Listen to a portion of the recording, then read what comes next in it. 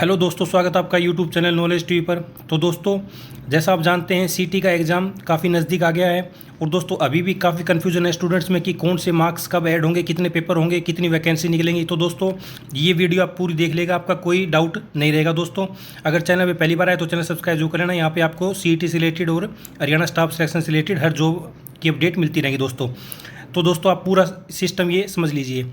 CET score के अनुसार हरियाणा कर्मचारी चयन आयोग सीईटी से पहले विज्ञापित पदों के लिए उम्मीदवारों से इच्छा पूछेगा।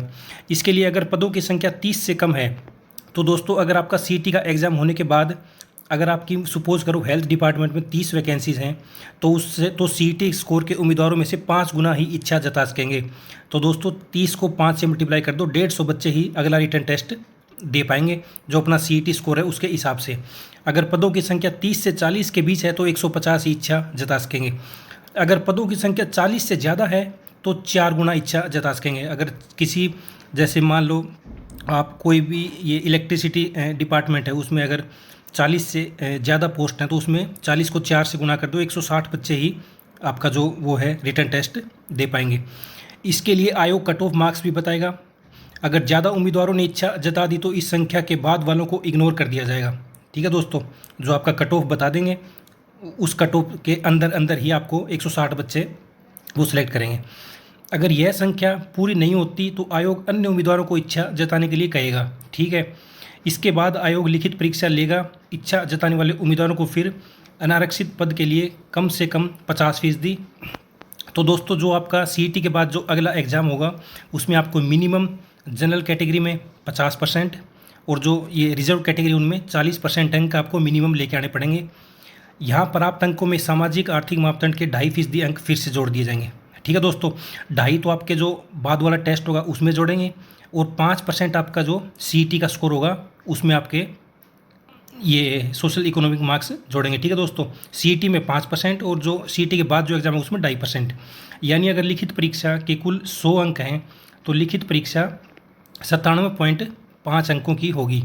जो ये बाद वाला पेपर की बता रहे हैं सीईटी के बाद वाली अगर 100 अंक हैं तो 97.5 की वो होगी और 2.5 सोशल इकोनॉमिक्स।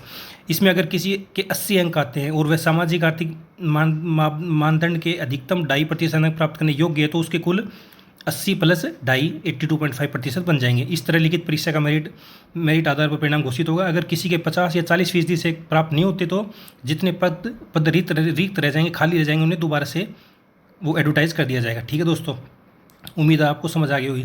और ये सोशल इकोनॉमिक ये मार्क्स किसको मिलेंगे दोस्तों, ये भी बहुत कन्फ्यूजन है। आप ये अगर ये समझ लो, तलाकशुदा महिला उम्मीदवार स्वयं, जो ये महिला है तलाकशुदा, वो उनके पिता, माता, अविवाहित भाई और पुत्र। ठीक है दोस्तों, ये आपके देखेंगे कि कोई सरकारी जॉब में नहीं होना चाहिए। विधवा उम्मीदवार जो अपने माता पिता के साथ रह रही है, स्वयं, पिता, माता, अविवाहित भाई। ठीक है, विधवा उम्मीदवार जो अपने ससुराल में रह रही है, खुद, ससुर, सास, अविवाहित देवर, जेठ और पुत्र। विधवा उम्मीदवार जो अकेले रह रही है, स्वयं और पुत्र। ठीक है, विवाहित महिला उम्मीदवार खुद, पति, ससुर, सास, अविवाहित देवर या जेठ और पुत्र। इनमें से कोई सरकारी नौकरी नहीं होना चाहिए।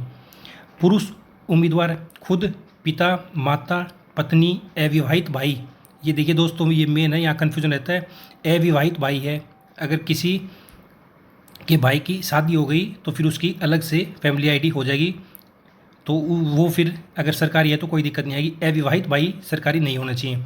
अविवाहित महिला उम्मीदवार खुद, पिता, माता और अविवाहित भाई। ठीक है, अगर आवेदक हरियाणा निवासी, विधवा है या पहला या दूसरा बच्चा और पिता की मौत 42 साल की उम्र पूरी करने से पहले हो गई, या पहला या दूसरा बच्चा और पिता की मौत बच्चे की 15 साल उम्र पूरी होने से पहले हो गई, तो 5% अंक सीईटी के लिए सामाजिक आर्थिक मानदंड के मिलेंगे। तो दोस्तों ये आप चेक कर लेना। अगर आवेदक हरियाणा निवासी है और विमुक्त जाति तो ये दोस्तों आपको पता होगा 5% अंक मिलते हैं, ये जो भी ये स्पेशल कैटेगरी होती है इनमें। और दोस्तों आपके एक्स्ट्रा मार्क्स तभी मिलेंगे अगर आपके 1.80 लाख रुपए एनुअल इनकम से कम है तो। ठीक है, और परिवार पहचान पत्र आधार कार्ड नहीं तो तो दोगुना फीस लगेगी। अगर कोई उम्मीदवार सीटी के लिए पंजीकृत करता है और उसमें पहचान पत्र और आधार कार्ड नहीं है